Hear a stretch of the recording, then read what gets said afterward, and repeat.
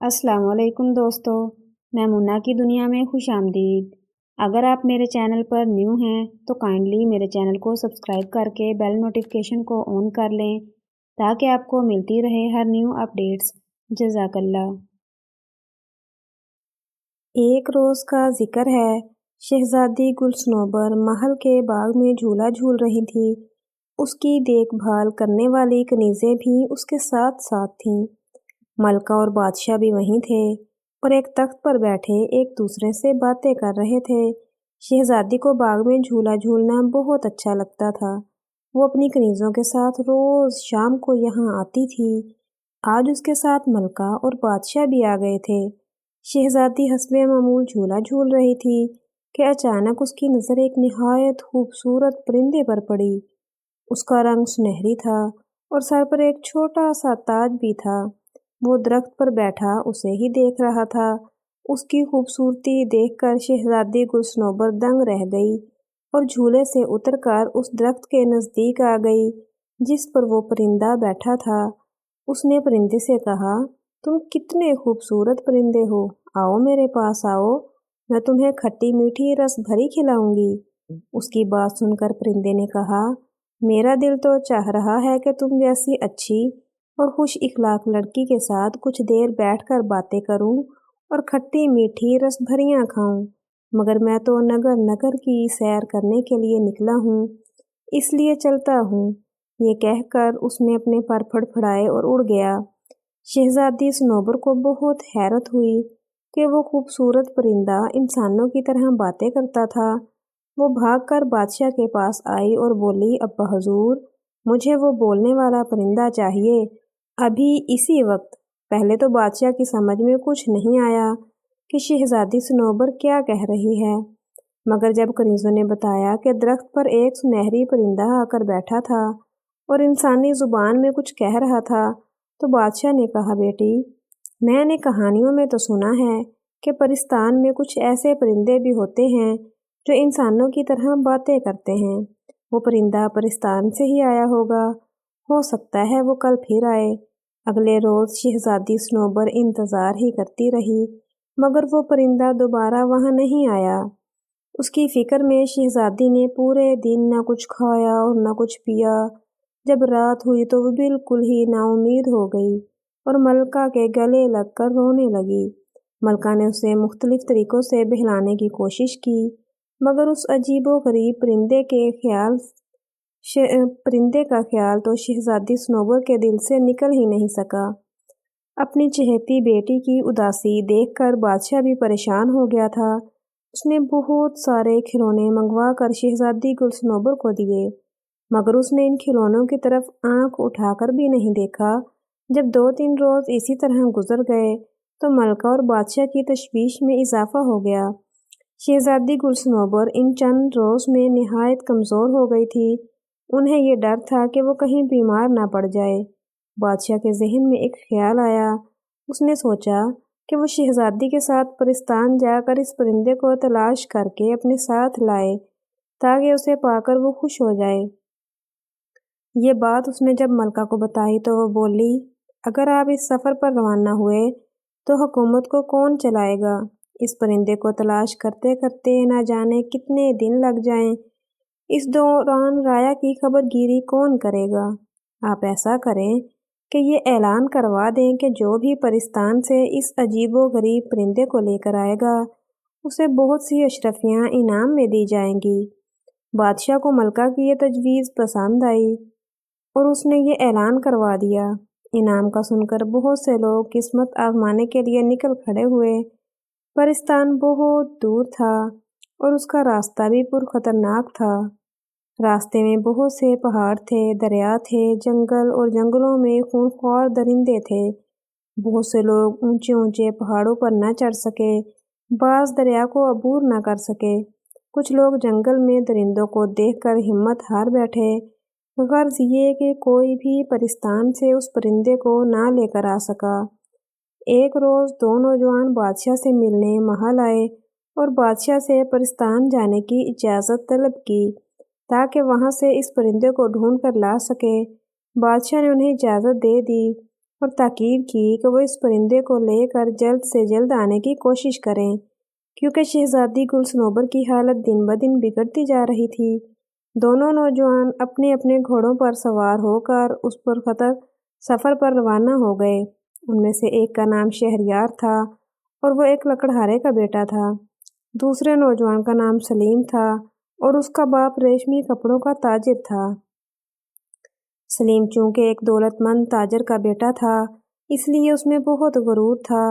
اس نے شہریار سے کہا، تم جا کر اپنے باپ کے ساتھ جنگل سے لکڑیاں کاٹو اور انہیں گدھے پر لاد کر شہر میں بیچو۔ تم ان چکروں میں کہاں پڑ گئے ہو؟ شہریار نے اس کی بات کا برا نہیں منایا، مسکرا کر بولا، لکڑیاں تو میرے ابا کاٹ لیں گے، تم اس کی فکر چھوڑو۔ ہمارے بادشاہ سلامت اور ان کی ملکہ بہت اچھی ہیں، وہ دونوں اپنی رعایا کا بہت خیال رکھتے ہیں۔ ان لوگوں کے اچھے سلوک کی وجہ سے ہمارے ملک میں شیر اور بکری ایک گھاٹ پر پانی پیتے ہیں۔ اپنے بادشاہ سلامت کی وجہ سے ہم لوگ بہت خوشحال ہیں۔ اب ان پر وقت پڑا ہے تو ہمارا بھی فرض ہے کہ ہم ان کی مدد کریں۔ مجھے انعام کا لالچ نہیں، میں تو بس یہ چاہتا ہوں کہ وہ پرندہ جلد سے جلد لا کر بادشاہ سلامت کے حوالے کر دوں تاکہ ان کی بیٹی خوش ہو جائے اور ہمارے بادشاہ اور ملکہ کی فکر دور ہو جائے۔ وہ باتیں کرتے کرتے کافی دور نکل آئے تھے۔ اس وقت وہ ایک میدان میں تھے جس میں کہیں کہیں بڑے درخت بھی نظر آ رہے تھے۔ ایک درخت کے نیچے انہوں نے ایک بوڑھی عورت اور اس کے شوہر کو دیکھا۔ شہریار اور سلیم کو آتا دیکھ کر بوڑھا شخص کھڑا ہو گیا اور انہیں رکنے کا اشارہ کیا۔ او بوڑھے شخص، تیرا دماغ خراب ہے جو ہمارا راستہ روک رہا ہے، سلیم نے نہایت غصے سے کہا، اور گھوڑے پر بیٹھے بیٹھے جھک کر ایک ہاتھ سے دھکا دے کر بوڑھے کو ایک طرف ہٹا دیا اور گھوڑا بھگاتا ہوا آگے نکل گیا۔ بیچارہ بوڑھا زمین پر گر پڑا۔ اسے گرتا دیکھ کر اس کی بیوی چیخ چیخ کر دہائیاں دینے لگی اور اسے زمین سے اٹھانے کی کوشش کرنے لگی۔ یہ دیکھ کر شہریار جلدی سے گھوڑے سے نیچے اترا، بوڑھے کو زمین سے اٹھایا اور بولا، محترم بزرگ، آپ کو چوٹ تو نہیں آئی؟ بوڑھا کراہتے ہوئے کھڑا ہو گیا اور بولا، برا ہو اس بدبخت کا، مجھے پہلے سے پتا ہوتا کہ وہ ایسا ہے تو میں کبھی اسے اپنی مدد کے لیے نہیں روکتا۔ اسے چھوڑیے، مجھے بتائیے، میں آپ کی کیا مدد کر سکتا ہوں؟ شہریار نے نہایت نرمی سے کہا، بیٹا، ہم صبح سے گھر جانے کے لیے نکلے ہوئے ہیں۔ میں اپنی بیوی کے ساتھ اپنی بہن کے گھر سے آ رہا ہوں۔ ہمارا گاؤں یہاں سے چند کوس کے فاصلے پر ہے۔ ہم بوڑھے ہیں، چل چل کر بری ہی طرح تھک گئے ہیں، بھوک سے برا حال ہے۔ گھر پہنچے تو کھانا کھائیں اور آرام کریں۔ تمہارے پاس گھوڑا موجود ہے، تمہاری مہربانی ہوگی اگر ہمیں گاؤں تک پہنچا دو۔ بوڑھے کی بات سن کر شہریار نے اپنا کھانا نکال کر ان دونوں کو دیا۔ یہ کھانا اس کی ماں نے اس کے ساتھ کر دیا تھا تاکہ سفر کے دوران اسے بھوک لگے تو وہ اسے کھا لے۔ جب وہ دونوں کھانا کھا چکے تو شہریار نے دونوں کو گھوڑے پر سوار کرایا اور خود گھوڑے کی باگ پکڑ کر تیز تیز قدموں سے ان کے گاؤں کی سمت روانہ ہو گیا۔ دونوں میاں بیوی اسے دعائیں دے رہے تھے۔ شام ہوتے ہوتے وہ ایک گاؤں میں پہنچ گئے۔ اسی گاؤں میں ان بوڑھے میاں بیوی کا گھر تھا۔ گھر پہنچ کر بوڑھے اور اس کی بیوی نے بڑے اصرار سے شہریار کو اس بات پر آمادہ کر لیا کہ وہ اگلے روز تک ان کے گھر ہی ٹھہرے، کیونکہ رات سر پر تھی اور رات کو سفر یوں بھی مناسب نہیں ہوتا۔ شہریار نے ان کی بات مان لی۔ رات کھانے کے بعد بوڑھے نے کہا، اب نوجوان تم بتاؤ، کہاں سے آ رہے ہو اور کہاں جا رہے ہو؟ جواب میں شہریار نے اسے پوری کہانی سنا دی اور بتایا کہ وہ بولنے والے پرندے کی تلاش میں پرستان جا رہا ہے تاکہ اسے لے جا کر شہزادی گل صنوبر کے حوالے کر سکے۔ اس کی بات سن کر بوڑھا سوچ میں پڑ گیا۔ کچھ دیر بعد اس نے کہا، پرستان میں کچھ ایسے نایاب پرندے بھی ہوتے ہیں جو انسانوں کی طرح باتیں کرتے ہیں، مگر انہیں وہاں جا کر تلاش کرنا پڑے گا۔ پرستان جانے کے دو راستے ہیں، ایک راستے پر خطرات بہت ہیں اور اس کا راستہ بھی بہت طویل ہے، دوسرا راستہ قریب کا راستہ ہے۔ اگر گھوڑا تیز رفتار ہو تو 1 گھنٹہ میں وہاں پہنچا جا سکتا ہے۔ اس راستے پر کوئی خطرہ بھی نہیں ہے۔ اگلے روز شہریار صبح سویرے بیدار ہو گیا۔ बूढ़े ने उसे परिस्तान का रास्ता अच्छी तरह समझा दिया। वो रवाना होने लगा तो बूढ़े ने अपने घर के पिछले हिस्से में लगे दरख्तों से बहुत सारे अमरूद तोड़कर उसे दिए और बोला, परिस्तान के परिंदे अमरूद बहुत शौक से खाते हैं। ये फल परिस्तान में नहीं होता, इसलिए उनकी तलाश में वो इंसानों की दुनिया में आ जाते हैं। तुम ये अमरूद अपने पास रखो। मुझे यकीन है कि उनकी खुशबू वहाँ के परिंदों को तुम्हारी तरफ मतवज्जो कर देगी। हो सकता है उनमें कोई ऐसा परिंदा भी हो जो इंसानों की तरह बातें करता हो। शहरयार ने अमरूद लेकर उसका शुक्रिया अदा किया और घोड़े पर सवार होकर वहाँ से रवाना हो गया। जिस रास्ते पर उसका घोड़ा दौड़ रहा था वो बहुत साफ सुथरा और हमवार था। एक लंबी पगडंडी थी जिसके दोनों तरफ में हरी हरी घास थी। कहीं कहीं फूलों के पौधे भी नजर आ जाते थे। वो बहुत जल्द परिस्तान पहुंच गया। वो परिस्तान में दाखिल हुआ तो चारों तरफ बहुत चहल पहल नजर आ रही थी। हसीनों जमील परियां खूबसूरत और रंग बिरंगे लिबास पहने इधर से उधर उड़ती फिर रही थी। परिजात बाजारों में घूम फिर रहे थे और मुख्तलिफ अशिया की खरीदारी में मसरूफ थे। शहरयार ने एक मैदान के चारों तरफ बहुत सारे परिजादों का झमघटा देखा। वो करीब गया तो पता चला कि वहाँ दो देवों की कुश्ती हो रही है और ये सब उन देवों की कुश्ती देखने के लिए जमा थे।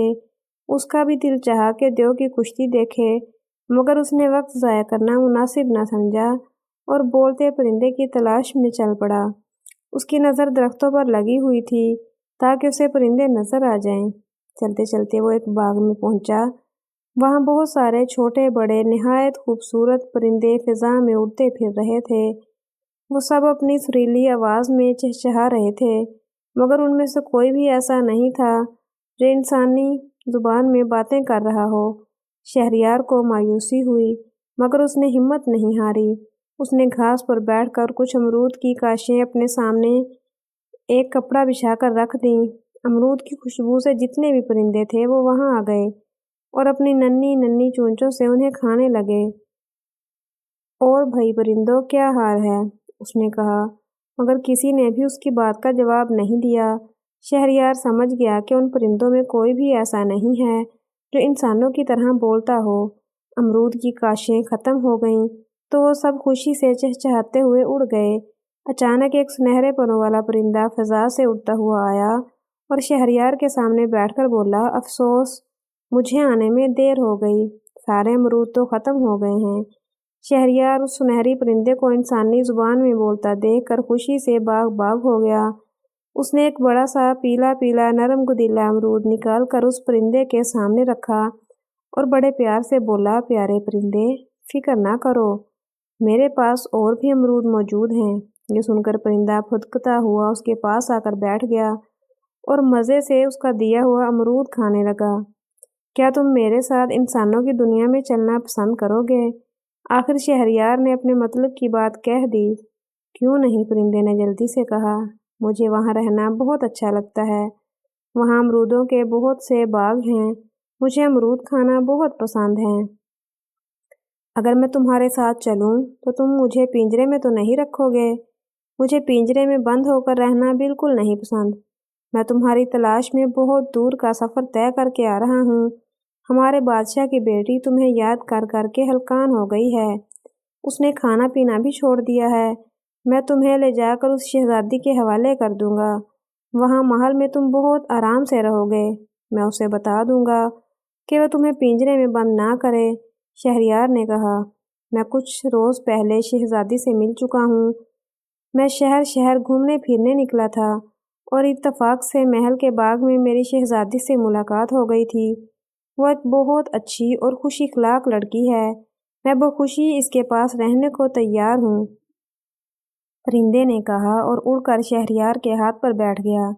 शहरयार का मकसद पूरा हो गया था, लिहाजा वो वापसी के सफ़र पर रवाना हो गया। परिंदा काफ़ी ऊंचाई पर उसके घोड़े के साथ साथ उड़ रहा था। अभी वो अपने मुल्क की हदूद में दाखिल हुआ ही था कि उसने सलीम को दूर से आते हुए देखा। उसकी हालत इंतहाई ख़राब थी। उसका जिस्म धूल मट्टी से अटा हुआ था और कपड़े भी बहुत बोसीदा हो गए थे। उसका घोड़ा भी निहायत कमज़ोर हो गया था। شہریار سمجھ گیا کہ پرستان جانے کے لیے سلیم اس پرخطر راستے پر نکل گیا ہوگا جس کے بارے میں بوڑھے نے اسے بتایا تھا۔ سلیم نے بھی اسے دیکھ لیا تھا۔ وہ اس کے قریب آیا، دونوں ایک دوسرے سے ملے۔ شہریار کے پوچھنے پر سلیم نے بتایا، مجھ سے بڑی غلطی ہوئی جو میں انعام کے لالچ میں اس سفر پر نکل کھڑا ہوا۔ پرستان کے راستے میں بڑے خطرات تھے، میں بڑی مشکل سے اپنی جان بچا کر بھاگا ہوں۔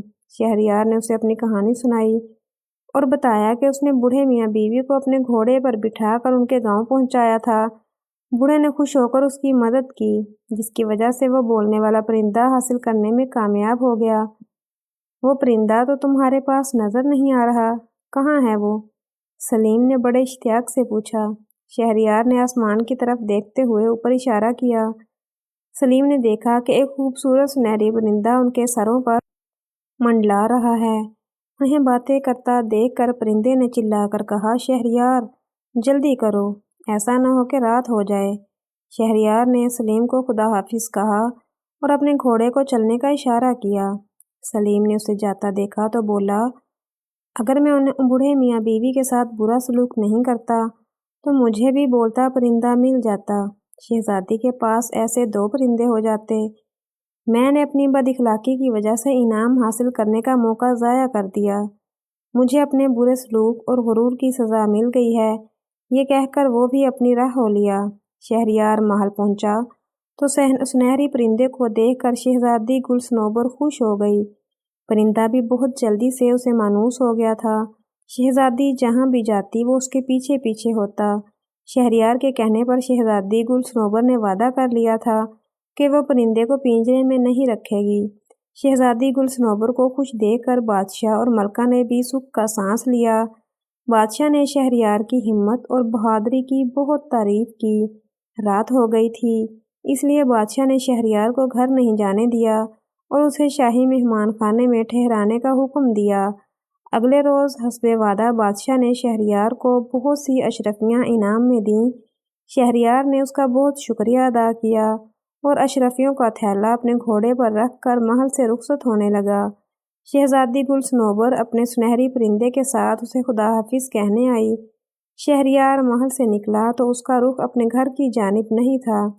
وہ بڑی تیزی سے اپنا گھوڑا دوڑاتا ہوا اس بوڑھے کے گاؤں کی جانب جا رہا تھا، جس کی مدد کی وجہ سے وہ بولنے والا پرندہ حاصل کرنے میں کامیاب ہو گیا تھا۔ وہ ان کے گاؤں میں پہنچا تو بیچارہ بوڑھا بیمار پڑا تھا۔ اس کی بیوی اس کی دیکھ بھال میں لگی ہوئی تھی۔ بیماری کی وجہ سے بوڑھا اپنے کام پر بھی نہیں جا سکا تھا۔ ایسے میں شہریار کی دی ہوئی رقم ان کے بہت کام آئی تھی۔ شہریار کو دیکھ کر دونوں میاں بیوی خوش ہو گئے۔ شہریار نے اپنی کامیابی کی خبر انہیں سنائی، پھر اس نے بادشاہ کے دیے ہوئے انعام میں سے آدھی اشرفیاں بوڑھے کے حوالے کیں اور بولا، آدھے انعام کے آپ بھی حقدار ہیں۔ اگر آپ میری مدد نہ کرتے تو مجھے وہ پرندہ کبھی بھی نہ ملتا۔ اتنی بہت ساری اشرفیاں پا کر وہ دونوں خوش ہو گئے اور شہریار کو دعائیں دینے لگے۔ اس کے بعد شہریار اپنے گھر آیا۔ اس نے پوری کہانی اپنے ماں باپ کو سنائی اور بادشاہ سے ملا ہوا آدھا انعام ان کے حوالے کیا۔ اس کے ماں باپ تو خوشی سے پھولا نہیں سما رہے تھے۔ وہ اس بات پر بہت خوش تھے کہ ان کے بیٹے نے اپنے محسنوں کو فراموش نہیں کیا تھا اور انعام کا آدھا حصہ انہیں بھی دیا تھا۔ انعام میں ملی ہوئی اشرفیوں سے شہریار نے اپنا کاروبار کر لیا۔ اس کے باپ نے بھی جنگل سے لکڑیاں کاٹ کر فروخت کرنا چھوڑ دیا اور کاروبار میں اپنے بیٹے کا ہاتھ بٹانے لگا۔ تھوڑے ہی دنوں میں ان کا کاروبار خوب چمک اٹھا۔ یوں ایک لکڑہارے کا بیٹا کمزور انسانوں سے محبت اور ان کی مدد کرنے کے صلے میں اپنے ماں باپ کے ساتھ ایک خوشحال زندگی گزارنے لگا۔ پیارے دوستو، اگر ویڈیو پسند آئی ہو تو ویڈیو کو لائک اور شیئر کرنا مت بھولیں اور مزید اس طرح کی ویڈیوز کے لیے ہمارے چینل کو سبسکرائب کریں۔ جزاک اللہ۔ سانسوں نے وفا کی تو ملیں گے ایک